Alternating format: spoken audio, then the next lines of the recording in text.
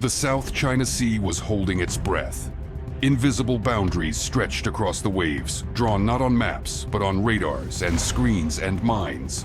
No warning shots, no declarations, just quiet air and thousands of tons of metal staring at each other through sensors. This was no ordinary patrol. It was the kind that started like routine and ended like history. The kind that everyone denied afterward. The kind that rewrote rules before anyone admitted they'd changed. At 7:46 local, an Australian P-8A Poseidon lifted from Darwin, climbing steady through thin morning haze. Its route, south of the Paraso Islands, one of the busiest and most contested slices of sky on Earth. The crew knew the pattern by heart.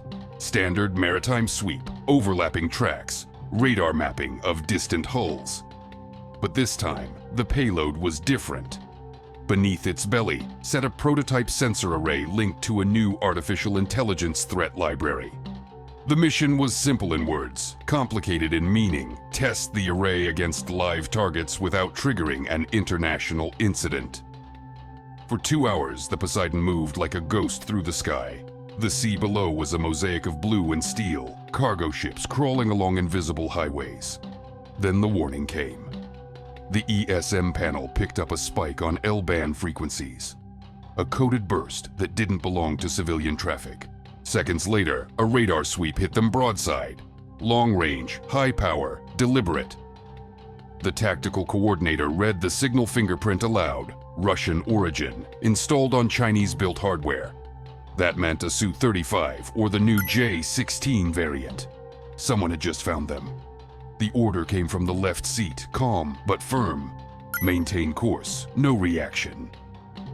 They all knew what that meant. Let them approach. Let them think we're oblivious. The Poseidon's array powered up, feeding live spectrum data to onboard processors. Every emission, every harmonic echo, every flicker of hostile radar was now fuel. 30 seconds later, the first contrail appeared at 12 o'clock high. The Chinese fighter dove through the haze like a blade, wings glinting white. Not aggressive yet, curious, testing, measuring. The fighter crossed their nose at less than 100 meters, close enough to feel the air punch the fuselage. The Poseidon's sensors drank in the burst of emissions, radar, comms, targeting pods, all switching modes in microseconds. "He's painting us," the ESM operator said, voice steady. "They're cataloging response," the Australian pilot smiled thinly. "So are we." Outside, the fighter rolled inverted, belly to the sky, exposing its underside. A new camera housing shimmered under the left intake. Unknown model. Unknown capability. The AI tagged it, filed it, cross-referenced it against known threat libraries. Minutes later, another contact appeared on radar. Larger, slower, no transponder. A Y-9 surveillance aircraft, Chinese electronic intelligence platform. The Poseidon's crew exchanged looks. Two platforms working in tandem meant coordination. Beijing was running a live intercept exercise, and Australia had just become the target of that exercise. The Poseidon's mission was suddenly worth more than gold. The tactical coordinator switched the AI array to full capture. Every signal the Y-9 sent to the fighter, every data packet, every burst of encrypted telemetry, all of it was being mirrored and transmitted via satellite back to Canberra. The Chinese formation tightened. The fighter began a weaving pattern across their nose, trying to disrupt their radar scans. The Y-9 maintained altitude behind, broadcasting a wide electronic noise field designed to confuse sensors. But the Australians had prepared for this. The prototype array was built to learn through interference, to find signal inside noise. Each pulse of jamming only gave it more material to decode. Within 10 minutes, the AI had mapped the Y-9's jamming cycle, pulse repetition, and modulation rate. It had effectively unmasked the system Beijing believed to be unbreakable. The sky grew tense, thick with invisible data warfare. The Poseidon's displays flickered under the strain of competing signals. Heat shimmer rippled off the wings. The crew adjusted course by 5 degrees, holding altitude at 21,000 feet. The fighter followed instantly, sliding into position off their right wing. Its nose cameras glinted in the sunlight.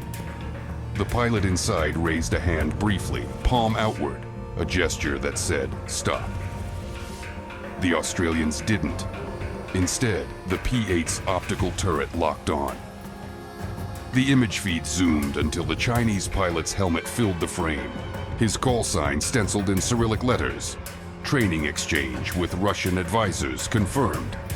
Another line added to the report. Then came the maneuver. The Su-35 throttled up, rolling inverted, and climbing directly above the Poseidon. Jet exhaust washed their cockpit, rattling the airframe. Warning lights flickered as sensors detected turbulence loads near tolerance limits. The Australian pilot eased the yoke, voice calm. "Hold level, let him play." The AI continued recording thermal output from the fighter's engines, noting the fluctuation patterns as vectoring nozzles corrected for instability. Each correction was a line of code for future missile guidance systems. Every twitch of the Su-35's control surfaces was a confession of design. For several minutes, the dance continued. Fighter circling, Poseidon steady, both sides collecting. Then the Chinese pilot changed tactics. The radar warning receiver flared. High power pulse. Direct aim. Not illumination. Something else. "That's synthetic aperture radar," the sensor operator said. "He's trying to image us." The Australian crew realized the stakes had shifted. The fighter was attempting to map the underside of the P-8's fuselage, searching for modifications, identifying antennas. It wasn't intimidation anymore. It was espionage. The pilot made a decision. "Transmit spoof signature. Let's give him something to look at." Within seconds, the Poseidon's ECM suite injected false data into the electromagnetic field. A mirrored signature simulating older equipment models. The Chinese radar would record a perfectly detailed but entirely fake configuration. The deception went unnoticed. The fighter steadied its course, confident it had captured valuable intelligence. In reality, Beijing's database would soon be full of ghosts. The Australians logged the moment. Mission gain multiplied. The sky remained deceptively calm, both aircraft locked in silent, invisible combat over international waters. Then a new signal appeared. Narrow beam, high energy, descending from altitude. Satellite relay. The Chinese were now involving space assets. The tactical coordinator's console confirmed it. A geostationary link was tracking them, likely feeding real-time imagery to a command center on Hainan. The Australians had just been elevated from routine patrol to target of interest. Orders from headquarters were clear. Maintain course, gather data, avoid provocation. The Poseidon's pilot adjusted throttle slightly. The fighter mirrored him perfectly, nose aligned just ahead of their path. The air grew hotter, denser. Fuel burn rates rose. Every maneuver meant calculations, risk, distance, altitude, data yield. The AI continued recording, cross-matching satellite telemetry with radar emissions. For the first time, it began identifying patterns of network latency between Chinese airborne and orbital assets. It was learning how fast their command structure reacted, how information flowed from cockpit to ground to space. No one had ever mapped that before. The Australians were not just surviving the intercept. They were dissecting Beijing's communications architecture in real time. Half an hour later, the situation escalated again. The Y-9 dropped lower and began releasing metallic chaff, long silver threads cascading through sunlight like falling rain. It was a deliberate act, meant to blind sensors and signal dominance, but the Poseidon's crew recognized the opportunity. Each release of chaff carried unique magnetic signatures. The AI array began cataloging them, isolating the exact blend of aluminum and radar-absorbent fibers. Those readings could expose supply chains and manufacturing methods, information worth millions in defense analysis. The Australian tactical coordinator leaned forward. Record everything, every dispersion cycle. Moments later, the fighter performed an unannounced brake turn directly across their nose, crossing within 50 meters. Wake turbulence slammed into the Poseidon's airframe. The autopilot disengaged. Warning tones filled the cockpit. For 5 seconds, the crew fought the controls as altitude bled away. When they leveled again, both engines were stable, but the airspeed had dropped dangerously close to stall. The Chinese pilot rolled back alongside, motionless, expression unreadable behind the visor. He didn't know his move had just given away the aircraft's instantaneous thrust to weight behavior under vectoring stress. The AI tagged it automatically. The encounter had now lasted over an hour. International law allowed Australia to disengage, but the intelligence value was too high. The Poseidon maintained heading. The Y-9 veered off, its job apparently done, leaving the fighter alone. Then a new sound reached the cockpit, static mixed with faint Mandarin on emergency frequencies. For an aircraft, you are entering restricted military zone. Turn away immediately. The Australians ignored it. The pilot's reply was calm, rehearsed, legal. This is an Australian military aircraft conducting lawful operations in international airspace. The voice on the other end repeated the demand, sharper now. Seconds later, the fighter descended directly in front of them. It leveled at the same altitude, barely 80 meters ahead, engines burning hot. The ALQ-240's threat receiver screamed. Lock on warning. Not a missile, but a targeting simulation. The Chinese pilot wanted to show capability. He wanted them to feel it, but he was also transmitting his radar's full operational waveform. The AI caught every millisecond, reconstructing pulse shape, dwell time, and energy curve. What Beijing thought was intimidation had become another data harvest. He's giving us his playbook, the ESM officer murmured. The Australian pilot didn't respond. He was watching the horizon, waiting for the next move. It came without warning. The fighter's wingtips flared as 2 canisters ejected small spheres trailing vapor. Not flares, not chaff, something new. The sensors registered infrared decoys with irregular burn patterns. Prototype countermeasures, likely domestically developed. The Australians had never seen them before. The AI switched modes automatically, capturing every spectral wavelength. The data link back to headquarters surged. Engineers would spend months decoding those few seconds. Each burn pattern would translate into missile counter algorithms. The Chinese pilot believed he was testing a new toy. In reality, he was handing its blueprint to his adversary. The Poseidon's crew braced for the aftermath. Debris washed across their flight path. A faint metallic clang echoed through the fuselage as a fragment struck the forward belly panel. No damage. The pilot steadied the aircraft, running system checks. All green. Outside, the fighter banked sharply and climbed, afterburners flaring white. The encounter was ending. The Australians watched it vanish into the glare, contrails fading.